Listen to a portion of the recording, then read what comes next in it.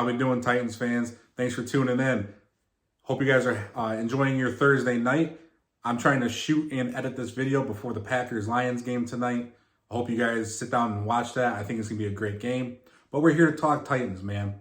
And if you guys are new to the channel, please give me a subscription, like, share, comment. I comment back on everything. I'm constantly posting polls in the community. I'm a Bleacher Report community captain for the Tennessee Titans. And the polls I've been posting and the comments I've been seeing on Bleacher Report, we're 1-2, and we might as well be, it feels like as a fan base, we're 0-3. But we could easily be 2-1, right? But as a fan base, we feel like we're 0-3. Why is that? Why do we feel like the world is crashing down on this team? Why are we upset? Is it because we got blown up by the Browns? Yes, it is. But we just barely lost to the Saints. We had an overtime win against the Chargers. Should we be as upset as we are with a 1-2 football team with a lot of football left ahead of us? Should we be that upset? Yes, I am. Now, a lot of people will have the silver lining and say, hey, like I just said, 1-2, a lot of football ahead of us. We're still gelling. We're going to get healthier on the offensive line, and that's true. And we're going to get healthier in general. We'll get Kyle Phillips back later this year. And we're going to get some pieces back. And that's great.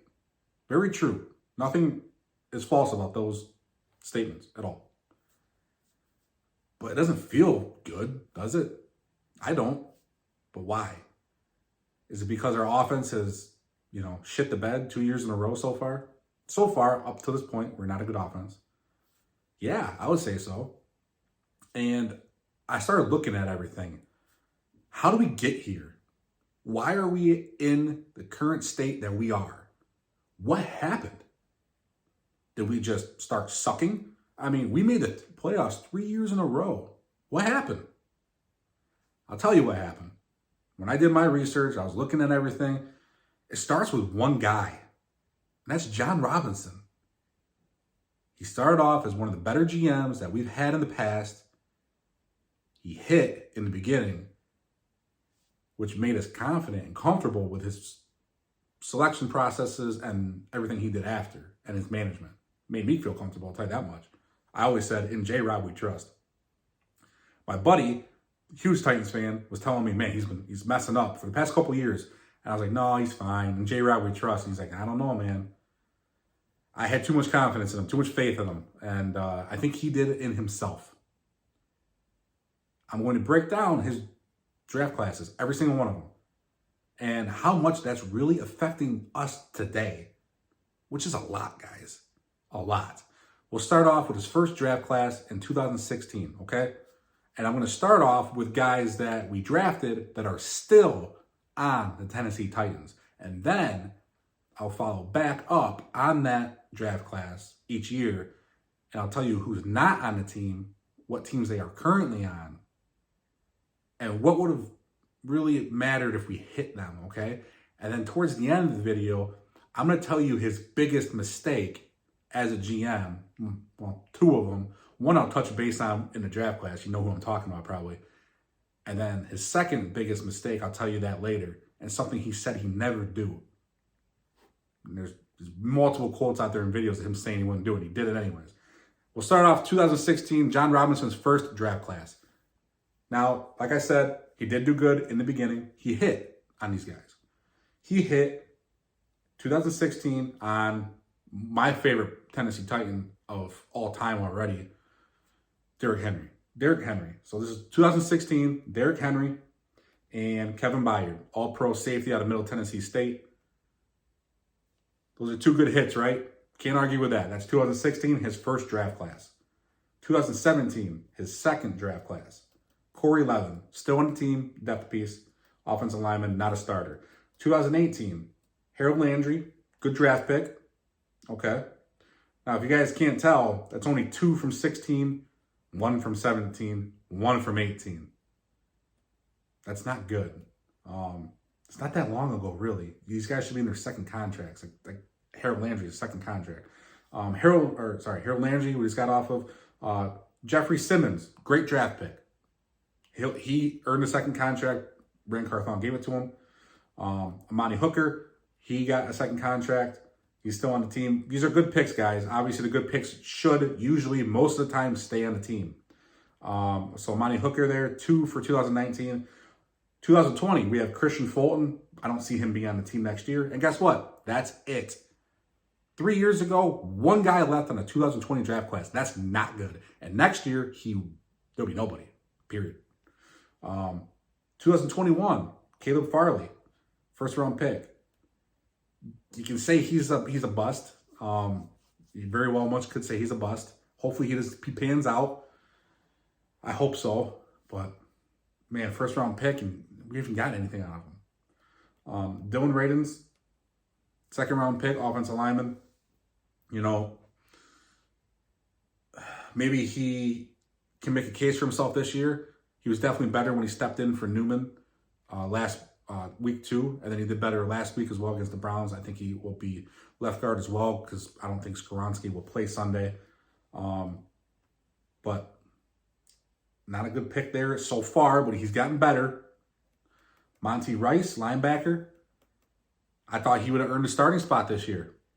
He did not. He got beat out by Dr. Gibby, Jack Gibbons. Elijah Molden. He's done good when he stays healthy. Good slot corner. Can't stay healthy so far, I don't think. Solid player. I remember he was considered one of the steals of the draft. That's 4 players. Rashad Weaver, outside linebacker. He's flashed. He's a good depth piece. No complaints there, especially where we drafted him at. That's 5. Racy McMath is no longer on the team. They had him in here. I was reading this article from Titans Wire, if you guys are curious. They broke this down in August. And he's not here. Traylon Burks. Now we're in the 2022. Traylon Burks, wide receiver. Good draft pick so far, I think. Cornerback, Roger McCreary. I'd say he's a good pick. Nicholas Petit-Frere, that's a good pick. He's, got suspended for gambling. Right tackle there. He's, hopefully we can get him back soon. We need him. Quarterback, Malik Willis. We snagged him in the 3rd, traded up for him. Or that was the 4th, I believe. And that was a great pick. I think he's gotten better. I shouldn't say great pick. I personally am a Malik Willis fan. I think he was raw when we got him. I think he needs a couple years. Who's that remind you of? Steve McNair. He needed a couple years, guys. I hope Malik can pan out. I really do. I'm a big fan of him as a person, just as much as I am a player and his capabilities. I'm a big fan of him as a person. That's why I like him. I like good people. I want a good quarterback on the team that's a good person that I could root for. I'm in Malik's corner, guys. I am. I wish the best for him. Hassan Haskins, technically, he's on IR, but he's going to get cut. So you might not want to count him. Running back, I should have said. We know who he is. Tight end, Chigozie Okonkwo. He's okay. He's good. He's been dropping some balls this year, but, he has potential. Wide receiver, Kyle Phillips. Now, has not been able to stay healthy. Hopefully we can get him back this year. He put some more muscle on. I was hoping that he could stay healthy, and he's not been able to so far. We need him. Linebacker Chance Campbell. I like that guy. I really do. He got promoted to the active roster last week. Don't know if he'll be an active roster or practice squad this week, but he's a good depth piece. Now, that's it. Those are the guys that J-Rob had drafted since 2016 that are still on the roster. Not that many at all. And that's worrisome, guys. Now let's get into who's no longer on the team. I'll go through all the picks, and I'm not going to spend a lot of time on the guys I'm not really, I don't really want to talk that much about. But we'll start in 2016. Offensive lineman Jack Conklin with the Browns towards ACL this year. Would have been nice to keep him. If we would have signed him to a second-year contract, I think our right tackle position would be filled. We could have went a different route as a franchise. We decided not to sign him. That sucks. And decisions like this affect the franchise for years to come. He was a great player, all-pro his rookie year, and no longer on the team. Should have kept him. We really missed on defensive lineman Kevin Dodd. That was a miss of a draft pick. No longer in the NFL. Defensive lineman Austin Johnson. He's on the Chargers right now. Wide receiver Tajay Sharp. Cornerback, LaShawn Sims. Offensive lineman, Sebastian Tretola. Outside linebacker, Aaron Wallace. Cornerback, Kalen Reed. That's it for 2016. We'll get to 2017 here. And remember, he had more picks in 2017 due to the trade. Remember, he drafted 2 players in the first round of 2017. Wide receiver Corey Davis on the Jets. He hung it up, right? Said he's done with football. Man, he could have. Well, he was the first receiver taken. There was a lot of receivers taken that year that did not pan out in the first round. Could have went a different route. Like I said, that was, in my opinion, not a good pick. Not a first-round pick, especially our next one, Adoree Jackson, corner. He's on the Giants. Not on the team either. Neither of these guys saw second-year contracts. The entire 2017 draft class did not see second-year contracts. So, it sucks that we didn't keep Corey Davis. We didn't keep Adoree Jackson. Now, if you would have hit on a corner,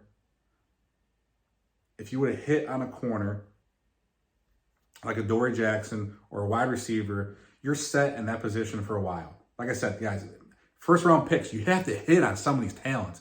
Not hitting on some of these guys is what sets a franchise back for years. Not right off the bat, but you can't keep filling these same damn positions over and over and over. You can't do it. Wide receiver, Tywan Taylor. Tight end, Jonnu Smith, who's on the Falcons.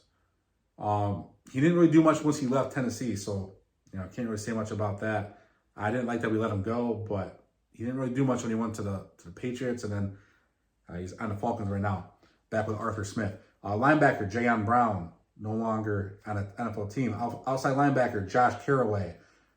Offensive lineman, Brad Seaton, and then running back, Khalfani Muhammad. None of those guys are on an NFL team. We'll get to 2018. Linebacker, Rashaan Evans, no longer on an NFL team. Defensive back, Dane Cruikshank.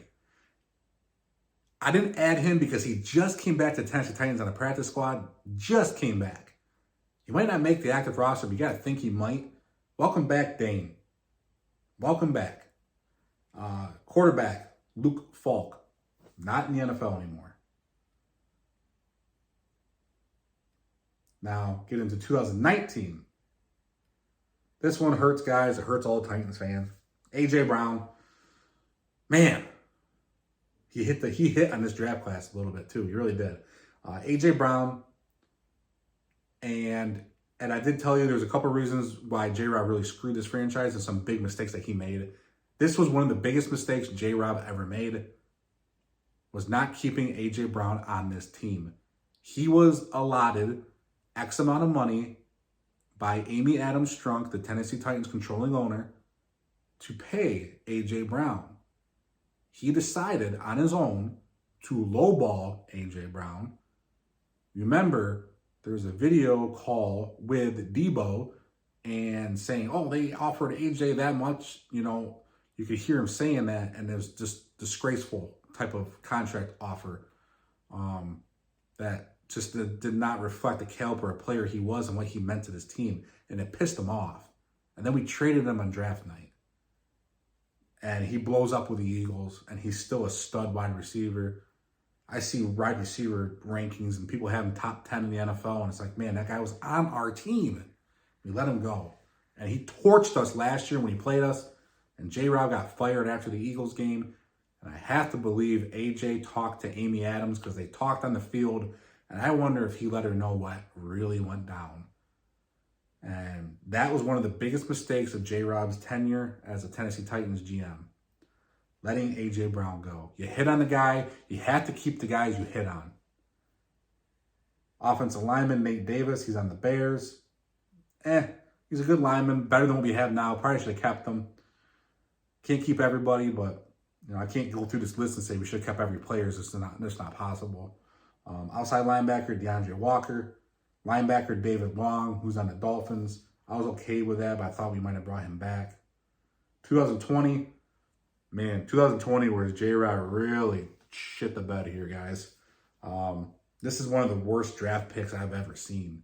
Offensive lineman, Isaiah Wilson. Not even playing on a team. First round pick. I think he only played a handful of snaps for the Titans. Was in trouble all the time. They call him a panda, right? Big guy, huge monster of a human being, absolute mauler. Just his head was not in it. Wish him the best. I hope that he decides to get back into football. Maybe he goes back to the Titans. You never know what the future holds. Because I do know he just got a suspension lifted from him. So if he wants to play or sign with somebody, he can. But this guy's head's not in the game. At least not right now. And it might never be. But man, what a miss of a first round pick. That sucks. Running back Darrington Evans, currently on the Bills. Defensive lineman Laurel Murchison on the Rams. Quarterback Cole McDonald, not in the NFL. And then defensive back Chris Jackson, which I think went to the Vikings, if I remember correctly. Nope, sorry, wrong Jackson. I'll get to them later. Theo Jackson, or Chris Jackson's not. 2021, that's Fitzpatrick on the Steelers. Defensive back Brady Breeze on the Lions. Now 2022, Theo Jackson. That's the Jackson that's on the Vikings. My bad. Sorry about that. Now, 2021, 2022, we traded up to draft Dez Fitzpatrick in 2021. We could have drafted a guy like Amon-Ra St. Brown. Didn't have him. He's playing tonight against the Packers. One of the better receivers in the NFL. Could have had him. We don't. Sucks, but it is what it is. You notice how he's missing here. Now, let me just go through really quick and just, if there's a common theme that you guys notice, the wide receivers that are no longer on this team that we drafted, and the defensive backs. Let's go through that really quick. 2021, Dez for wide receiver, Brady Breeze for defensive back. That's 1-1. 2020, defensive back Chris Jackson. We'll do offensive lineman too. So we have two DBs, one wide receiver, one offensive lineman so far. 2019, A.J. Brown, wide receiver, and then Nate Davis, offensive lineman. So now two linemen, two wide receivers, and two DBs. We got two across the board. Now, 2018, Dane Cruikshank, but he's back on the team, so you can't count him. But if you wanted to, we won't, though. Now, 2017, now we're two across the board. Corey Davis, Tywan Taylor. Now we're at four wide receivers.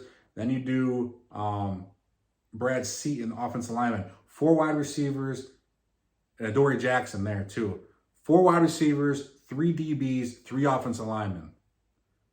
You see where I'm going here, guys? And then 2016, Jack Conklin, Tajay Sharp, LaShawn Sims, Sebastian Chitola, and Kalen Reed. The amount of offensive linemen and wide receivers and cornerbacks that we missed on is what is truly hurting the Tennessee Titans. Guys, look at what our biggest position weaknesses are. Offensive line, defensive back, and wide receiver. We had to go out and get DeAndre Hopkins. Imagine if we had DeAndre Hopkins and we already had A.J. Brown. A.J. Brown's better than Treylon Burks. That's case closed. You can't even argue that. Can Treylon Burks potentially get better? Sure, but A.J. Brown is right now leaps and bounds better than Treylon Burks. If we had A.J. Brown and we went out and got DeAndre Hopkins, that's a better 1-2 than what we have now, okay? That is.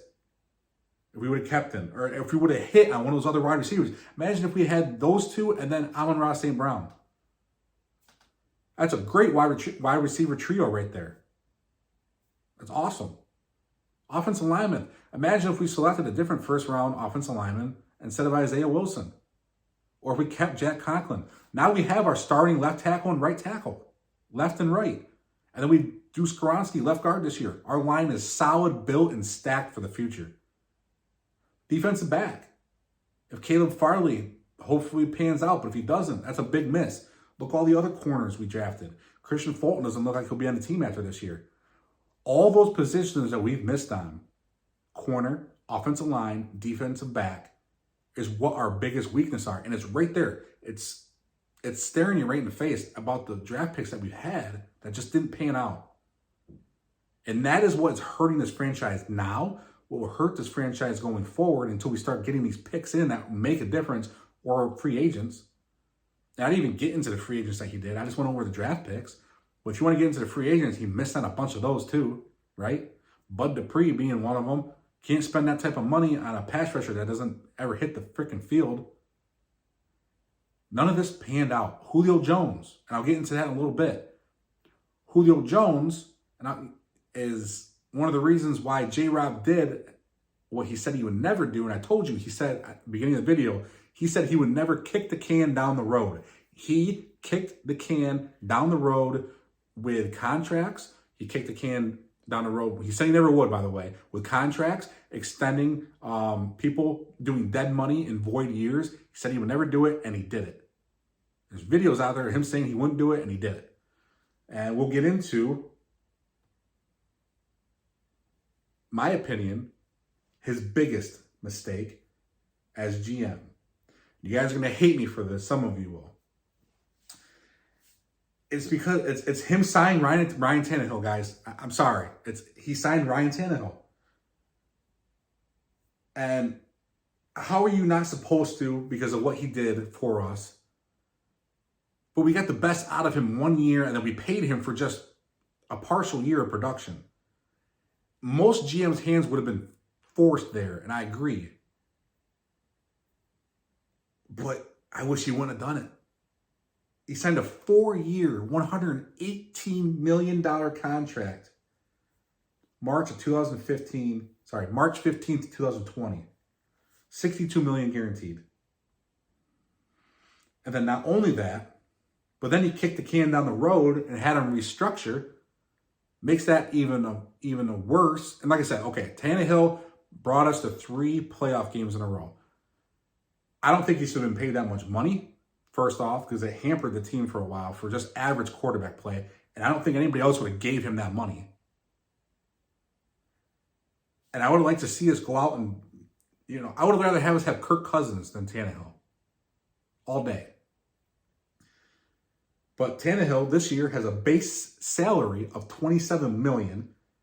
His cap hit is 36.6 because 9.6 is dead money. Excuse me. Because $5 million is a signing bonus and $4.6 million was paid out when his contract was restructured in 2021 for Julio Jones. Now that signing bonus and restructure money has already been paid to him, and that's dead cap. $9.6 million in dead cap. And we also owe him void years in 2024 and 2025. Guys, there is not a team in the NFL that's going to take on a $27 million contract for Ryan Tannehill, unfortunately. I'm hoping the Jets do it. I really do. I don't see it happening. If they do, it's only like a 5th round pick maybe. And we're going to have to pay at least half that cap. At least. They're not going to take the whole cap on. It's not going to happen. I see him as being a potential trade. Potential. Like I said, a lot of it depends on that cap. If we're willing to eat a lot of it. If we go into the bye week 1-5, changes are coming. And it might be guys we don't want to see like Derrick Henry, unfortunately. But Tannehill's, like I said, I like Tannehill. I like everything he's done for us. He's been one of the better quarterbacks we've had. But that contract he did bit us. Especially kicking the can down the road. We're in cap hell right now, guys. Excuse me. We're in cap hell right now. We get out next year. We have a boatload of cap. I think around $90 million next year. We're going to be sitting pretty next year. But we're in cap hell because J-Rob did stuff like this. And they kicked the can down the road on guys' salaries. And he overpaid guys he shouldn't have. And he overpaid guys he should not have. And he didn't pay guys he should have. I'm a firm believer. I'd rather have Jack Conklin on this team and A.J. Brown on this team than Ryan Tannehill. Ryan Tannehill single-handedly lost us the Cincinnati Bengals playoff game. Threw 3 picks when our defense had 9 sacks. And it just sucks. I can't get over that one. Like I said, I'm not knocking Tannehill completely, even though it sounds like I'm completely against him. I appreciate what he's done for us. I think we overpaid him, and it hampered the team for years. We didn't get the production that we should have out of him after we paid him. The best year he had was that year. And he didn't even do anything in the playoffs. And we still paid him. That's what bugs me. We paid him elite money to get to the AFC Championship game when the person that really carried us in the AFC Championship game was Derrick Henry. How does that make any sense? It doesn't. It's like the Ravens when they paid Joe Flacco. But Joe Flacco went off in the playoffs that year to win the Super Bowl. He went off. Right? I give him credit for it. He did very well. But he got that contract and then, set them back a little bit, and then they had Lamar Jackson. They cut the ties when they should have. We should have cut the ties with Tannehill this past offseason, if not the one before. Should have cut ties with him. We didn't do it. We're paying for it. And these type of decisions set a franchise back a while. And J-Rob's too boneheaded to admit he did anything wrong, and he got fired. He's gone. Rand, these are not his guys. Ryan Tannehill is not Rand Carthon's guy. Ryan Tannehill could be benched or cut or traded or whatever. Probably not cut, but traded, because this is not Rand's guy. And Rand will move on. And that's what we need. We need a change. But it just lets you know how we got to where we're currently at. And it sucks seeing it. But guys, these decisions that are made now, just not only do they affect you right off the bat, but they affect you for years. Missing on an offensive lineman in the first round, or not keeping one that was really good, and then missing on multiple wide receivers and corners. It's just, when I looked at it all and I said it out loud and I started processing it, it just made so much sense about why those are the biggest positions we struggle on. And it sucks. But that's where we are currently. We have a lot of optimism going forward. Ryan Tannehill is still on the team. Let's hope he does the best. It's a new offensive system for him. I'm going to give you the glass half full right now. We're getting guys healthy. We're going to get some of the offensive line starters back. We're going to get Kyle Phillips back. We're going to start gelling as an offensive line. These are a lot of new pieces and a new scheme, right? We're going to have an easier schedule going forward. We've had a pretty brutal schedule the first 6 games. It will get easier as time goes on. We still have division games, and let's just face it, the AFC South's not very good. Jacksonville's not what we thought they were. And the Colts and Houston are just average. So we still have an easier division. We're not a great team either, so they look at us as an easy opponent too. We still sport a great defense. They had an off game against the Browns. We have Rand Carthon here. I don't think Mike Vrabel and Jon Robinson saw eye to eye a lot. I think they butted heads. I really do. We have Rand that's not scared to make changes and go get players and trade for a guy like Folk for kicking, Nick Folk for us. Right, he's been a great kicker. We haven't had a good kicker in years, so it's nice to see he'll do things like that. Xavier Newman played offensive lineman week 2, sucked, got benched. We're making changes. If someone's not doing good, we replace them. Things looking different. We have a lot of cap room next year. I like a lot of the picks that we had this year. We have DeAndre Hopkins this year and next year with a young Traylon Burks, young wide receiver core. We have Malik Willis. We have Will Levis. We have a young Skoronski, who I think is a future All-Pro left guard. We have pieces. We have Byard still. We have McCreary, who I think is going to do well. We have Jeffrey Simmons anchoring down defensive line for years to come. We have corners to build around. It's not all doom and gloom, but it just lets you know the breakdown what I had for you guys today, how missing on multiple positions for numerous years just really sets a franchise back. That's it for today, guys. Didn't want to get too down and in the dumps with you, but gotta give it to you how it is, man. And that's the current state of the franchise, and things will get better. Things will get better. We better win a Lombardi sometime in my lifetime. That's all I got to say. We better win one. Just one. Just want one, guys. Just one, and I can die happily. But hey, we'll talk soon, everybody. And I'll be doing a breakdown of the Bengals game later on this week. And tighten up, everybody.